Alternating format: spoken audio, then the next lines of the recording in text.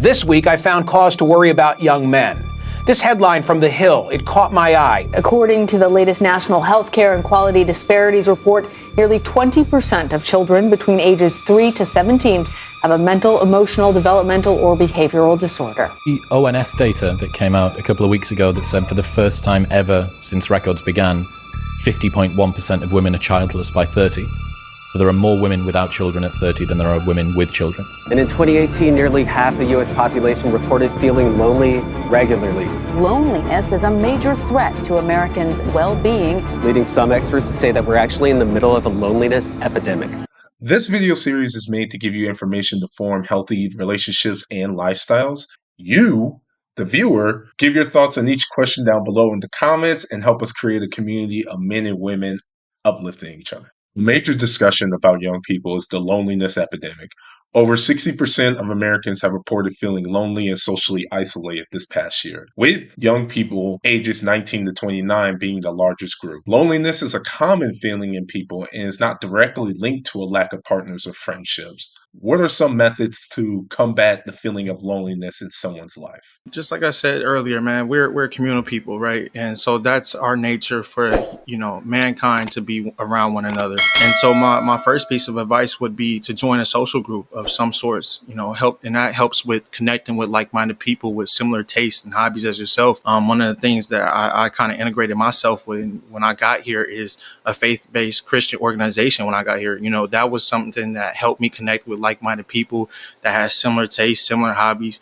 And that could be anything from chess club, a math club to people that's getting together to have a cigar at the cigar bar, if that's your niche and that's something that you really, really enjoy. But having those social groups and having somebody that affirms that you are not alone in some of your ideologies, some of your tastes, some of your interests, some of your disinterests. I know a lot of people bond about stuff that they're not interested in, and you can make that a whole group by itself. Having that kind of camaraderie around one another where y'all can sit there and say, we have a basis and a foundational piece of why we hang together. And it makes you feel a part of a bigger, a bigger machine, like you feel bigger than oneself. It kind of elevates your self-esteem that, we all want to be loved and we all want to be a part of something. We all want to be validated in that. So joining that social group could be a really, really important step for one if they're trying to combat loneliness. And the other thing is strengthen current connections and bonds, particularly with your family and friends, like the ones that do exist. If you're seeing that it's lacking in some areas, or you want to become better connected with your mother, better connected with a friend that you feel like has your best interest, or better connected with somebody you feel, every time we talk, it just feels like they speak life into me. They bring the best side out of me. Strengthen those bonds. Like, you don't have to go out here and create all these different separate bonds. I mean, that's all a good thing, but in the interim, I think strengthening those things that you already possess is a really, really important thing, because again, they have a basis of understanding who you are, and you have a basis of understanding where you are. And I think if you able to take what you learn in that regard, and then you can apply it to other things in terms of like other bonds you might want to create, but make sure those ones that you already possess are solidified. Like you know that you're able to, for lack of better terms, you're able to milk that cow, and you able to go to that well and understand I can refill my cup with the bonds that I already do have. So that's another one. And I know this is as cliche as it probably gets, but I'm gonna break it down to you scientifically. It's exercise and fitness, right? Everybody just says exercise and fitness, and it is very, very true. And I'm gonna break it down scientifically. It does boost your mood. And what are the things that we know within the brain chemistry and on chemical reactions and neurotransmitters is the two that I'll talk about is serotonin and dopamine. And so those neurotransmitters within the brain are in control of, signals that send out, the happiness signal and the rewards and motivation. So those things help boost your mood, right? So the more you're doing that, you're having to get you're boosting the production of that neurotransmitter. So you're boosting your dopamine, you're boosting your serotonin, and that mood elevation comes from that exercise. And it's not just conceptual, it's not just theoretical, it's science-based proof that these are the things that are connected with happiness. These are the things that's connected with rewards and motivation, but they're also the things that you can internally feel and express, and that it's happening. So that is the biggest key, I think, that I would give anybody that, going and exercising, and do it with a workout buddy, right? Join a fitness class. You know what I'm saying? Do it where you can not only boost your mood scientifically on just your lone level and feel a greater sense of confidence and self-esteem, but you're also doing it in the midst of being around another person, again, that's on a similar journey to you, right? So you're kind of getting like two, kind of like a double whammy of like of just elation in that of that exercise and fitness piece. One of the big things that I even do is volunteer. Right. There is nothing, and maybe I speak for myself, but there's nothing that brings me more joy than helping others, or, that are around me that are committed to doing the same thing. And it doesn't really have to. It can be at a shelter, or it can be at an event or anything. I always think that it's best to give back to your community, right? The people that helped raise you, the people that your village that had a hand in making you who you are today. Go out there and volunteer for those events.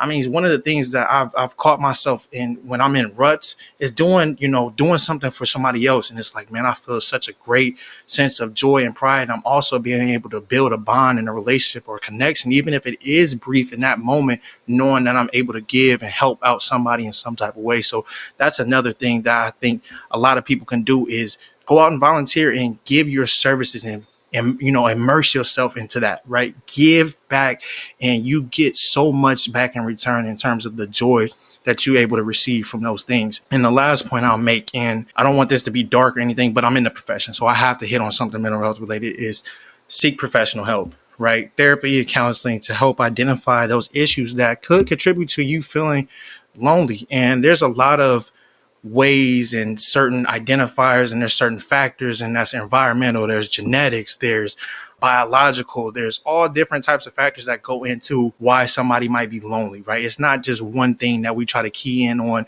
It's multiple things. And I think therapy and counseling, as biased as I think it does help you in identifying those things. There's certain things that you might not even know about yourself. Like on a biological level, you might not know you're experiencing something like anhedonia. So anhedonia is the inability to experience or feel pressure or feel pleasure. That is something you can't pray away. That's not something that you could just work out yourself away. That's a genetic, that's a biological thing. That might be something that, just your gene tree, or just substance use, or any of those things, that inability to feel pleasure. And that's something that most people might need medication for, to balance out that neuron and brain chemical type of thing, because it's not as, as simple as go do something in those extreme cases. So that's just one example of a psychological thing where on a science level, you can't just go ahead and work yourself out, work away that. And I think a lot of people might be experiencing that and don't know how to identify it. And again, that's where I lean and say, go seek that professional help. Those people, even if it's not as bad as you may think, you don't really know some of the underlying causes of why you feel the way you do. And I think that our job is to help you identify those things, and even things you may have forgotten, things that you have repressed, things that you didn't know that really affected you and really did, or things that have impacted you, that have happened in your life and said, I don't really want to have that type of connection anymore because of said thing, right? Or said thing happened to me in a bad manner, so I don't really want to pursue anything that kind of mirrors that. And so I kind of think, our world shrinks when we have those bad things and we're not able to deal with them properly. We're not able to work through them properly. And I think therapy and counseling, and that's not for everybody, but for who it is for, I think it can be a helpful tool kit and for you to help move you forward past some of the loneliness that you may be feeling.